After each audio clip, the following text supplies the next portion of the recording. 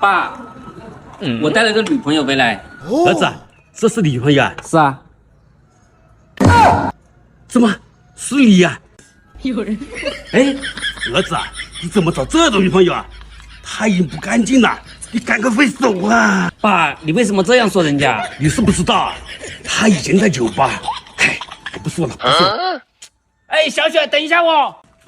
哎，小雪，看这情况，你爸是不会同意我们俩了。你在酒吧做过什么工作？我不在乎，但是你能不能坦诚一点，把什么都告诉我？我没在酒吧上过班，只是什么？你快说。以前我在酒吧点过你爸啊！我爸年轻的时候还做过男模啊！哎呦我的妈！